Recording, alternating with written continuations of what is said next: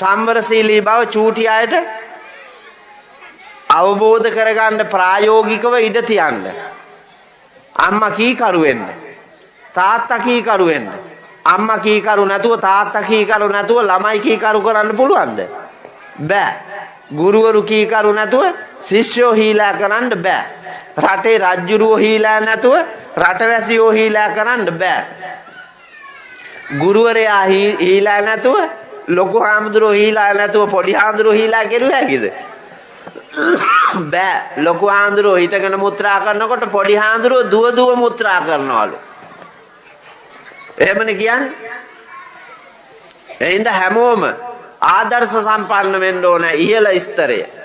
උඩ ඉඳලා පහළට මිසක් පහළ ඉඳලා උඩට හදන්න බෑ. එහෙනම් අපි අවබෝධය ඇති කරගෙන මේ චූටි දරුවන්ට ඔබ ඉංග්‍රීසි ඉගෙනුවත් කමන්නේ, දෙමළ ඉගෙනුවත් කමන්නේ, සිංහල ඉගෙනුවත් කමන්නේ, මොන භාෂාවෙන් ඉගෙනුවත් කමක් නැහැ. ළමයාට දැනුම ඕනේ. දැනුමට වඩා ළමයාට ආකල්පයි කුසලතාවයි ඕනේ.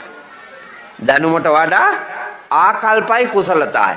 මේ ඔබට පිරිනමන්නේ සත් ආකල්ප මත ජීවිතය හදාගෙන හොඳට වැඩ කරන්න පුළුවන් මිනිහෙක් නිර්මාණය කරන්න. එතකොට ලබාගෙන තියෙන දැනුම ටිකක් වෙන්න පුළුවන්. ඒ ලැබිලා තියෙන දැනුමෙන් හොඳට වැඩ කරන්න පුළුවන්. ඒක පාවිච්චි කරනවා වැඩ කරන්න. හැබැයි මේ වැඩ කරනකොට කාටවත් කරදරයක් නොවෙන්න වග බලා ගන්නවා. නීති විරෝධී නොවෙන්න වග බලා ගන්නවා. හානි නොවෙන්න, කාටවත් රිදෙන්නේ නැති වෙන්න වග බලාගෙන පාපයක් සිද්ධ නොවන විදියට වැඩේ කරන්න ආකල්ප හොඳයි නම් මම මෙහෙම කළොත් පව් සිද්ධ වෙනවා කියන ආකල්පයේ තියෙන මිනිහා පව් සිද්ධ වෙන වැඩ කරන්නේ. මම මේ වැරද්ද කරුවොත් එහෙම මගේ අම්මටත් හොඳ නෑ, තාත්තටත් හොඳ නෑ, අපේ ජාතියටත් හොඳ නෑ කියන ආකල්පයේ තියෙනවනම් ඒ වරද කරන්නේ. ඒ උතුම් ගුණ පුරුදු කරන්න ඕන චූටි කාලේ ඉඳලා. ඒ හින්දා මේ ලෝකය හොයාගෙන යන්න පුළුවන්. පැහිච්චි ඔළුමේ ධර්මයේ අවබෝධ කරගෙන හීන් එවුම්ව ඒ ධර්මයේහි පිහිටුවාලන්නට වීරිය කරන්න. චූටි උන්ට මේවා තේරෙනවද? මේ ඉන්න මේ පොඩි පැටව කාටවත් මෙව්වා තේරෙන්නේ නැහැ.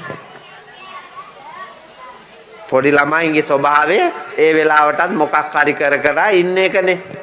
ඒ ළමයාට මේ ලෝකේ තේරෙන්නේ නැහැ. හැබැයි තේරෙන්නේ අපිට. එහෙනම් අපි තේරුම් අරගෙන ඒ ළමයාට